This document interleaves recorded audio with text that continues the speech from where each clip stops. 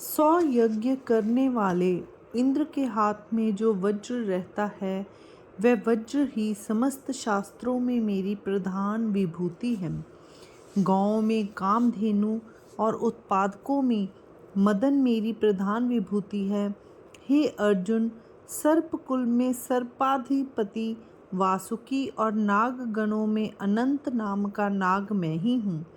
समस्त जलचरों में जो पश्चिम दिशा का अधिपति वरुण है वह भी मैं ही हूँ। समस्त पितृगणों में अर्यमा नाम का पितृदेवता मेरी प्रधान विभूति है। समस्त संसार के शुभ अशुभ कर्मों का लेखा रखने वाला, सबके अंतःकरण की जांच करने वाला और उन्हें कर्मानुसार फल भोग कराने वाला जो नियंता है और सबके कर्मों को निरंतर देखने वाला जो यम है वह भी मेरी प्रधान विभूति है।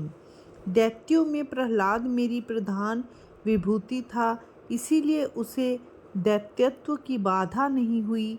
ग्रस कर नष्ट करने वाला महाकाल और वन्य पशुओं में सिंह मैं ही हूँ। पक्षियों में गरुड़ मेरी प्रधान विभूति है और इसीलिए वह मुझे अपनी पीठ पर सवार करा के उड़ सकता है। हे अर्जुन, इस पृथ्वी के असीम विस्तार में जो बिना एक घड़ी भी लगाए और एक ही उड़ान में 7 समुद्रों की प्रदक्षिणा कर सकता है, वह सबसे बढ़कर वेगवान पवन भी मैं ही हूँ। हे अर्जुन, समस्त शस्त्रधारियों में मैं राम हूँ, क्योंकि श्री राम ने संकट में पड़े हुए धर्म का पक्ष लेकर अपनी सहायता के लिए केवल एक धनुष अपने पास रख कर त्रेता युग में विजय लक्ष्मी से अकेले अपना ही वरण कराया था। इसके उपरांत लंका के पास के सुवेल पर्वत पर खड़े होकर उन्हीं श्री राम ने लंकाधिपति रावण की मस्तक पंक्ति आकाश में जय जयकार का घोष करने वाले भूतों के हाथों पर बलि स्वरूप रखी थी। उन्हीं राम ने देवताओं के मान की रक्षा की थी और धर्म का जीर्णोद्धार किया था। वे सचमुच सूर्यवंश के सूर्य ही थे। अतः समस्त शस्त्रधारियों में वे सेनापति राम मैं ही हूँ। पुच्छधारी जलचर प्राणियों में मैं मकर हूँ। जिस समय गंगा को राजा भगीरथ पृथ्वी पर तल पर ला रहे थे, उस समय राजा जहनु उस गंगा को पान कर गए थे और फिर उन्हीं राजा जन्हू ने अपनी जंघा चीरकर उनमें से गंगा को निकाला था। वही तीनों भुवनों में बहने वाली जानवी समस्त जल प्रवाहों में मेरी प्रधान विभूति है। परंतु हे अर्जुन, यदि मैं इस प्रकार सारी सृष्टि की एक एक विभूति का नाम गिनाने लगूं तो सैकड़ों जन्म बीत जाने पर भी उनमें से आधी विभूतियों के नाम भी ना गिनाए जा सकेंगे। यदि समस्त नक्षत्रों को एकत्र करने की इच्छा हो तो जिस प्रकार आकाश की गठरी बांधने की आवश्यकता होगी, अथवा यदि पृथ्वी के अणुओं और रेणुओं की गणना करने के लिए सारी पृथ्वी को बगल में दबाने की आवश्यकता होगी, उसी प्रकार यदि मेरी समस्त विभूतियों को देखने की इच्छा हो तो स्वयं मेरा ही ज्ञान प्राप्त करना पड़ेगा। जिस प्रकार यदि शाखाओं सहित समस्त फूलों और फलों को अपने हाथ में लेने की इच्छा हो तो जड़ सहित वृक्ष को ही उखाड़कर हाथ में लेना पड़ेगा, उसी प्रकार यदि मेरी समस्त विभूतियों का ज्ञान प्राप्त करने की इच्छा हो तो मेरे निर्दोष व्यापक स्वरूप का ही ज्ञान प्राप्त करना पड़ेगा, और नहीं तो मैं अपनी भिन्न भिन्न विभूतियाँ कहाँ तक गिनाऊंगा। इसीलिए तुम सबका सारांश यही समझ लो कि मैं ही सब कुछ हूँ। जिस प्रकार वस्त्र के आदि, मध्य और अंत अर्थात उत्पत्ति, स्थिति और नाश, इन तीनों अवस्थाओं में तंतु ही तंतु रहते हैं, उसी प्रकार इस सृष्टि की तीनों अवस्थाओं में मैं ही ओत प्रोत भरा हुआ हूँ। जब मेरी इस व्यापकता का ज्ञान हो तब फिर अलग अलग सब विभूतियां बतलाने की क्या आवश्यकता है। परंतु तुम में इतनी सामर्थ्य नहीं है कि तुम मेरी इतनी व्यापकता समझ सको। इसीलिए मैंने तुम्हें इतनी बातें बतला दी हैं और तुम्हारे लिए यही बातें यथेष्ट हैं। परंतु तुमने जिस दृष्टि से मेरी विभूतियों के संबंध में प्रश्न किया है, उसी दृष्टि से मैं भी बतलाता हूँ। सुनो, समस्त विद्याओं में यह अध्यात्म विद्या ही मेरी प्रधान विभूति है, जिसका प्रकरण इस समय चल रहा है। बोलने वालों में जो वाद होता है और जिसके संबंध में ना तो कभी समस्त शास्त्रों की एक वाक्यता ही होती है और ना जिसका कभी अंत ही होता है, वह वाद भी मैं ही हूँ। दूर करने या मिटाने का प्रयत्न करने पर जो वाद और भी बढ़ता है और जोर पकड़ता है, जिसके कारण सुनने वालों के मन में उत्प्रेक्षा से ईर्ष्या बढ़ती है और जिससे वक्ताओं के भाषण में माधुर्य आता है, वह वाद भी मेरी ही विभूति है। अक्षरों में जो पहला अक्षर अकार है, वह भी मैं ही हूँ। समासों में मैं द्वंद्व समास हूँ। च्यूंटी से लेकर ब्रह्मा तक सबको खा जाने वाला काल मैं ही हूँ, जो अनंत काल मेरु और मंदर आदि पर्वतों के सहित सारी पृथ्वी को गला देता है। प्रलय काल में सारे विश्व को जलमय करने वाले असीम सागर को भी जो महाकाल जहाँ का तहाँ सुखा देता है और आकाश जिसके उदर में समा जाता है, वह महाकाल मैं ही हूँ। और इसी प्रकार फिर से सृष्टि उत्पन्न करने वाला भी मैं ही हूँ। मैं ही समस्त भूतों को उत्पन्न करता हूँ, मैं ही उन सब का पालन करता हूँ और अंत में मैं ही उनका संहार भी करता हूँ। इसीलिए मृत्यु भी मैं ही हूँ। अब स्त्री समूह में मेरी 7 विभूतियाँ हैं, वह भी मैं तुम्हें यूं ही बतला देता हूँ। हे अर्जुन, जो कीर्ति कभी नष्ट नहीं होती, वह भी मैं ही हूँ। और उदारता की जिसे संगति प्राप्त हुई है, वह संपत्ति भी मैं ही हूँ। जो वाणी न्याय के आधार पर सुख से विवेक के मार्ग पर चलती रहती है, वह वाणी भी मैं ही हूँ। दिखाई पड़ने वाली वस्तु के साथ ही साथ उसके संबंध की समस्त बातों को याद दिलाने वाली स्मृति भी मैं ही हूँ। इसी प्रकार आत्महित का साधन करने वाली बुद्धि, धैर्य की वृत्ति और सर्वत्र दिखाई पड़ने वाली क्षमा, ये सब मेरी ही प्रधान विभूतियाँ हैं। इस प्रकार स्त्री समूह में ये 7 शक्तियाँ भी मैं ही हूँ। संसार रूपी हस्ती का नाश करने वाले सिंह श्री कृष्ण ये सब बातें उस समय अर्जुन से कहीं। इसके उपरांत लक्ष्मीपति कृष्ण ने कहा, तीनों वेदों में साम वेद में जो वृहत साम है, वह भी हे सखा अर्जुन मैं ही हूँ। समस्त छंदों में गायत्री नामक छंद मैं ही हूँ। इस विषय में तुम्हें तिल भर भी संदेह नहीं करना चाहिए। 12 महीनों में मार्ग शीर्ष और 6 ऋतुओं में वसंत ऋतु भी मैं ही हूँ। छलने वाले कामों में जो द्यूत कर्म है, हे अर्जुन, वह भी मैं ही हूँ। इसीलिए जब कोई द्यूत कर्म के द्वारा खुलेआम चोरी करके किसी को लूटता है, तो उसका कोई निवारण नहीं कर सकता। समस्त तेजस्वी पदार्थों का तेज मैं हूँ।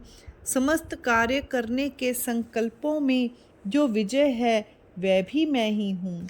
समस्त उद्योगों में न्याय को उज्ज्वल करने वाला व्यवसाय भी मैं ही हूँ। समस्त सत्वपूर्ण पुरुषों का सत्व मैं ही हूँ और समस्त यादव कुल में जो ऐश्वर्यवान वसुदेव और देवकी का लड़का था, परंतु जिसे यशोदा की लड़की के बदले में गोकुल में ले गए थे और जिसने पूतना के दूध के साथ ही साथ उसके प्राणों को भी पान कर लिया था, जिसने अभी अपनी बाल्यावस्था समाप्त करते करते ही सारी सृष्टि को दैत्यहीन कर डाला था, गोवर्धन पर्वत नखाग्र पर उठाकर महेंद्र के महत्व की परीक्षा की थी, यमुना के दह में से जिसने काल्य रूपी शल्य निकाल बाहर किया था, जिसने जलते हुए गोकुल की रक्षा की थी और गौओं और बछड़ों के हरण के समय ब्रह्मा को अपनी माया से पागल बना दिया था, जिसने अपनी बाल्यावस्था के उदय काल में ही कंस सरीखे बड़े बड़े लोगों को भी सहज में धूल में मिला दिया था, परंतु इतनी बड़ी बड़ी बातों से क्या लाभ। हे अर्जुन, जिसके पराक्रम के कृत्य तुमने स्वयं देखे हैं और अथवा सुने हैं, वह श्री कृष्ण इन सब यादवों में मेरी प्रधान विभूति हैं। और चंद्रवंश में जन्म लेने वाले तुम पांडवों में जो अर्जुन, उसके संबंध में भी यही समझ लो कि वह भी मैं ही हूँ, और इसीलिए उसके तथा मेरे प्रेम भाव में कभी अंतर नहीं होता और उसके साथ कभी मेरा बिगाड़ नहीं होता। तुम सन्यासी का वेश धारण करके मेरी बहन सुभद्रा को भगा ले गए थे, परंतु फिर भी तुम्हारे संबंध में कभी मेरे मन में कोई विपरीत भावना उत्पन्न नहीं हुई, क्योंकि मैं और तुम दोनों एक ही स्वरूप हैं।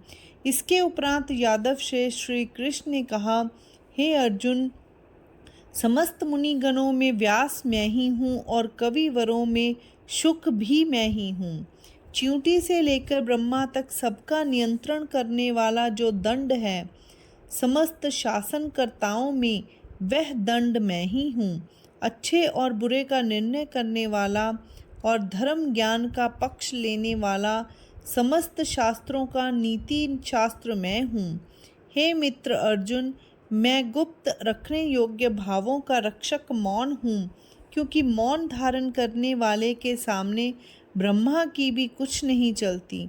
ज्ञानी जनों में जो ज्ञान है वह भी मैं ही हूँ, परंतु इन विभूतियों का कहाँ तक वर्णन किया जाए, इनका कहीं अंत ही नहीं है।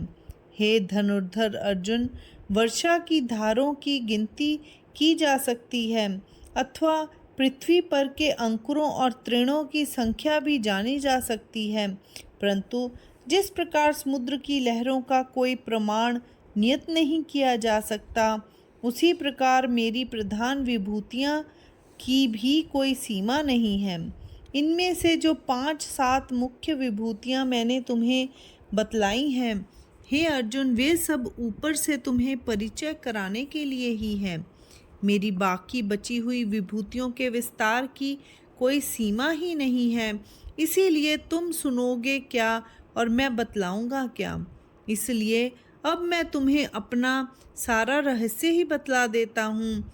इन समस्त भूत रूपी अंकुरों में जिस बीज का विस्तार होता है, वह बीज मैं ही हूँ। इसीलिए किसी को कभी छोटा या बड़ा नहीं कहना चाहिए। ऊंच नीच का भेदभाव छोड़ देना चाहिए और यह समझ लेना चाहिए कि जितनी वस्तुएं हैं वे सब मैं ही हूँ। तो भी सुनो, मैं अब तुम्हें एक साधारण चिन्ह बतला देता हूँ, उसी चिन्ह से तुम मेरी विभूतियों को पहचान सकोगे। हे अर्जुन, जिन जिन भूतों में ऐश्वर्य और दयालुता दोनों गुण एकत्र दिखाई पड़े, उनके संबंध में तू मेरे तेज की अभिव्यक्ति ही जान। आकाश में सूर्य का केवल एक ही बिंब रहता है, परंतु उसकी प्रभा तीनों भुवनों में फैली रहती है। ठीक इसी प्रकार जिस एक की आज्ञा का सब लोग पालन करते हों, उसमें तुम कभी अकेला या निर्धन मत समझना। क्या जहाँ जहाँ कामधेनु जाती है, वहाँ वहाँ उसके साथ सारी वस्तुओं का संग्रह भी बंधा चलता है? नहीं, परंतु उससे जो कोई जो पदार्थ मांगता है, वह पदार्थ वह तत्काल प्रसव करने लगती है। इसी प्रकार उस एक विश्व बीज में विश्व का सारा ऐश्वर्य भरा रहता है। उसे पहचानने का लक्षण एक ही है, और वह यह है कि सारा संसार उसके आगे नम्र होता है और उसकी आज्ञा का पालन करता है। जिसमें ऐसा लक्षण दिखलाई दे, उसे तुम मेरा अवतार समझो। इस प्रकार के अवतारों में किसी को सामान्य और किसी को विशेष उत्कृष्ट समझना और उनमें इस प्रकार का भेदभाव करना पाप ही है, क्योंकि ये सारा विश्व मैं ही हूँ। ऐसी अवस्था में साधारण और उत्तम वाले भेदों की कल्पना किस दृष्टि से की जाए? इस प्रकार के भेदभाव की कल्पना करना मानो व्यर्थ ही अपनी बुद्धि को कलंकित करना है। व्यर्थ ही घी को क्या क्या मथा जाए, अमृत को औटाकर आधा करने से क्या लाभ है? क्या वायु में भी कभी दाहिने और बाहिने अंग होते हैं? यदि कोई यह देखने के लिए सूर्य के बिंब पर दृष्टि जमाए कि इसका पेट कहाँ है और पीठ कहाँ है, तो इसका फल केवल यह होगा कि उसकी दृष्टि ही नष्ट होगी। इसी प्रकार मेरे स्वरूप में भी साधारण और विशेष वाली भेद मूलक कल्पना की गंध भी नहीं है। तुम मेरी एक एक विभूति को अलग अलग लेकर मेरे असीम स्वरूप को कहाँ तक नापोगे? इसीलिए हे अर्जुन, मुझे जानने का इस प्रकार का प्रयत्न रहने दो। मेरे तो एक ही अंश ने इस सारे संसार को पूरी तरह व्याप्त कर रखा है। इसीलिए तुम समस्त भेदभाव छोड़कर समबुद्धि से मेरी उपासना करो। ज्ञानी जन रूपी वन में फूलने वाले बसंत और विरक्त जनों के संपूर्ण ध्येय उस ऐश्वर्य संपन्न श्री कृष्ण ने अर्जुन से इस प्रकार कहा। इस पर अर्जुन ने कहा, हे महाराज, आपने तो केवल यही एक रहस्य मुझे बतलाया कि मैं सारा भेदभाव बिल्कुल छोड़ दूं। अब यदि मैं यह कहूं कि आपका यह कहना भी वैसा ही अनुचित है जैसा सूर्य का संसार से यह कहना कि यह अंधकार दूर कर दो, तो मेरा ऐसा कहना छोटी मुँह बड़ी बात होगी। आपके तो नाम का ही इतना महात्म्य है कि यदि किसी के मुख से कभी आपका नाम निकल जाए अथवा किसी के कानों में ही आपका नाम पड़ जाए, तो भेदभाव उसके हृदय से तत्काल ही निकलकर दूर चले जाते हैं। आप तो साक्षात परब्रह्म ही हैं और यही परब्रह्म इस समय सौभाग्य से मुझे मिल गए हैं। फिर यहाँ कौन सा भेदभाव रह सकता है और वह किसके लिए बाधक हो सकता है? क्या चंद्रबिंब के गर्भ में प्रवेश करने पर भी कहीं गर्मी लग सकती है?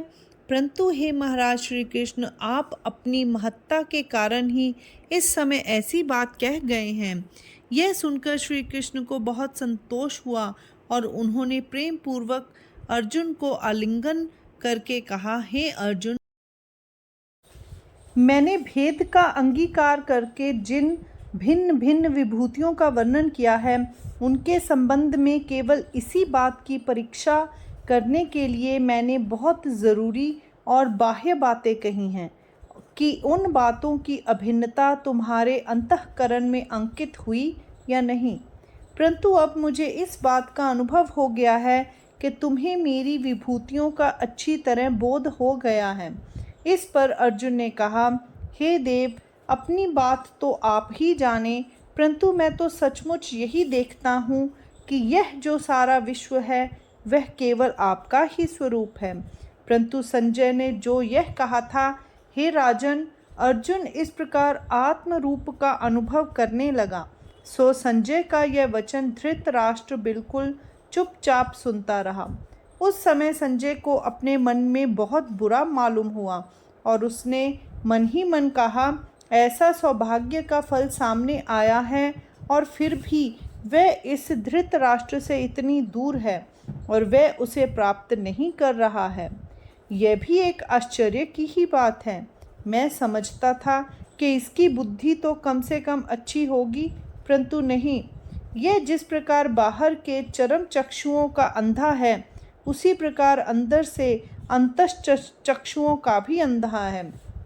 अस्तु, अब वह अर्जुन अपने आत्मकल्याण की मात्रा बराबर बढ़ा रहा था, क्योंकि अब उसके मन में एक और ही बात की उत्कंठा उत्पन्न हो गई थी। उसने कहा, हे देव, मेरे अंतःकरण में जो आत्म स्वरूप का अनुभव प्रतिबिंबित हुआ है, उसके संबंध में अब मेरा मन इस उत्कंठा से व्याकुल हो रहा है कि वही अनुभव मैं इस बाह्य जगत में स्वयं अपनी आँखों से करूं।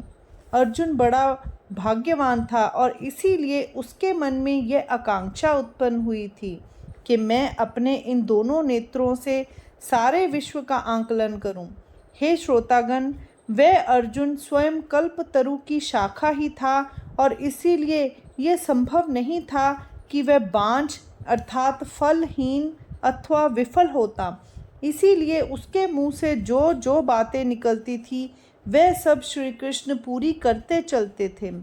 जिन नारायण ने भक्त प्रहलाद की बात रखने के लिए विष तक का रूप धारण किया था, वही नारायण इस अर्जुन को सद्गुरु के रूप में प्राप्त हुए थे।